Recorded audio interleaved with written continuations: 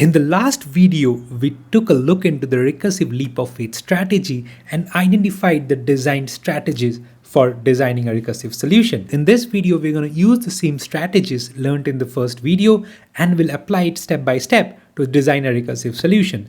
We'll also try to understand how to analyze time complexities and space complexities in an intuitive way as well.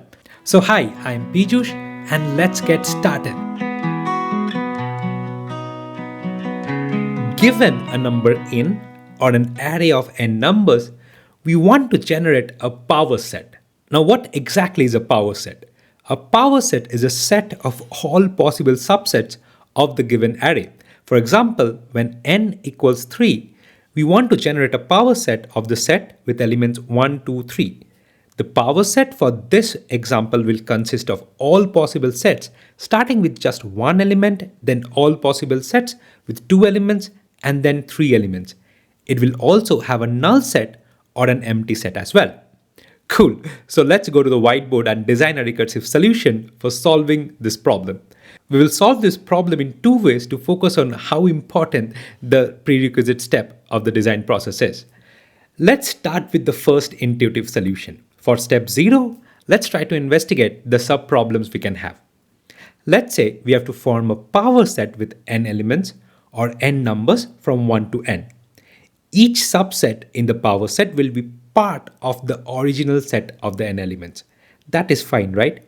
So if we have n positions, a subset in the power set can either include an element or exclude an element.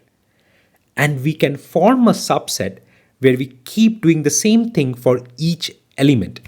That is, we can select the element or we can not select the element. Now let's see something interesting.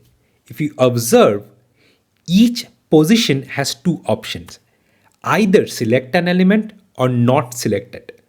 So there are 2 to the power n possible subsets that can be formed, and that means that the power set will also have 2 to the power n sets, right?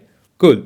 Now I want you to pause and think, what do I need to do to solve this problem? Or what kind of information will help me solve the Uber problem? Let's say you have an answer or the power set of the first n-1 elements of the set 1 to n-1.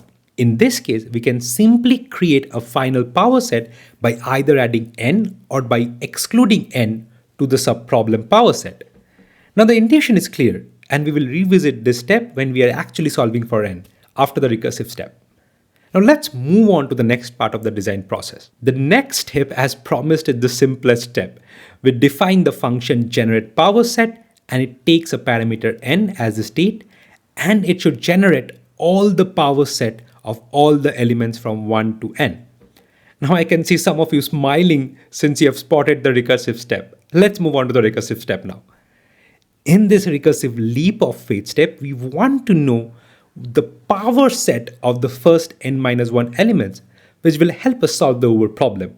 So we recurse on the first n-1 elements and we take the recursive leap of faith.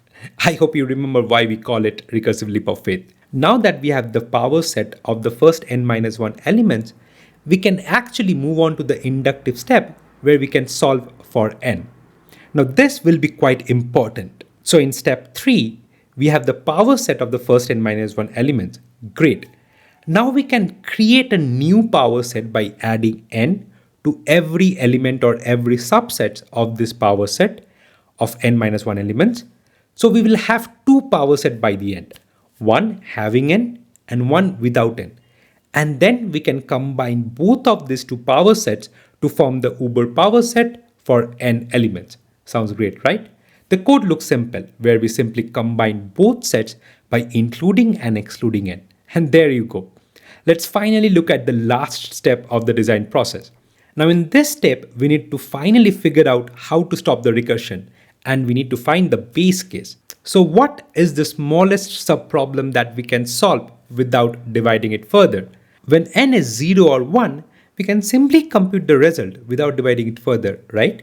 So basically, when we reach n equals 1, we can return a set with either having n or without n. And when n is 0, we can simply return the empty set itself, right? Note that we don't actually need to consider checking for n as 1 as the base case, since checking for n as 0 already makes sure that the recursion ends. Now let's add this to the code and we will have the final solution. I recommend that you check out trilab.io's problem archive for code snippet of this solution in C++, Java, and Python for understanding the recursive insights more deeply. I've also updated other practice problems that I used during my preparation.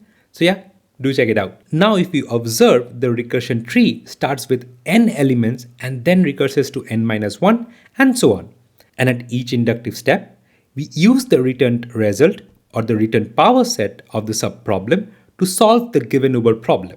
Now let's explore another solution to the same problem, and this will give you a fresh perspective on understanding how just by changing the subproblem changes the solution of the entire problem as well. So we start with step 0 again, and now we'll do something interesting.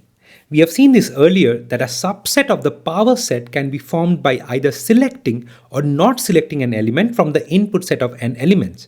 And since there are two options for each problem, there are 2 to the power n possible subsets in the final power set. Now what if we include n, store it in some prefix, and then recurse for the rest of the elements?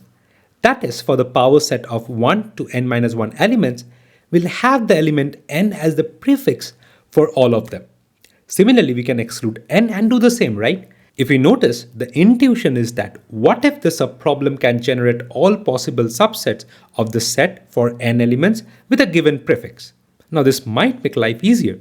Alternatively, if we exclude n, all the subsets generated will not have n, and if we include n, all subsets generated will have n. And finally, we can store the sets in a result vector or the power set when we reach the base case. Let's trace the recursion tree a bit. So for every recursive step with n elements, we recurse for n-1 with either selecting n or not selecting n. And once we reach the base case when n equals 0, we store the particular subset in a global vector. Now this is also called a backtracking approach, where we are recursing on one part without n and then moving back and again recursing by selecting n as the prefix. Interesting, right? We'll check this part more while doing the inductive step, and we'll also run an example. For the time being, I want you to take a moment and think of the difference with the subproblems identified in the first solution and this solution. Now let's define the function and what it's supposed to do with all the input parameters in place. The function will now take an additional parameter, current set, to store the prefix of the subsets that will be formed. For example, if the current set has 7 and 9 as the elements, the function should result in storing all subsets that have 7 and 9 in them always. Note that once we recurse over each of the n elements, the current set will have one possible subset of the final power set, and we'll finally store it to a global vector. We'll check this out more in detail later.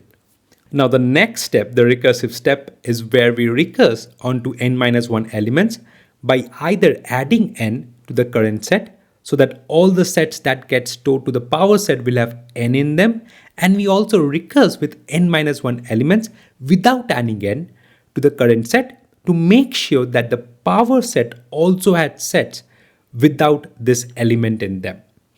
Note that we are removing the nth element from the current set before calling the recursive function the second time. Now this is the backtracking approach that we talked about, where we reset the function state and then recurse again. Now for this strategy, the inductive step is quite implicit since we are not using the returned values to compute anything else. So there is no change required, and we can move on to the last step where we find the base case and store the current set to the power set. Now as we have seen in the last solution, the base case occurs when we can't divide n further. In this case, we can consider the base case to happen when n is 0, which signifies that there are no more elements that can be considered. And we can finally store the current set to a global power set. Note that the current set is one of the subsets of the power set that is being formed. Let's make the change to our code, and then we'll add the extra condition for the base case, and we will be done. Well, let's take an example and look at the recursion tree to understand how the solution works in practice, and then we'll explore how to find the time complexity for this kind of problems. Let's consider n to be 3. Now we recurse to n equals 2 with the current set without having 3 and the current set having 3 in it as well. Similarly, we do the same when we recurse to n equals 1 by either adding 2 to the set or without adding 2 to the set.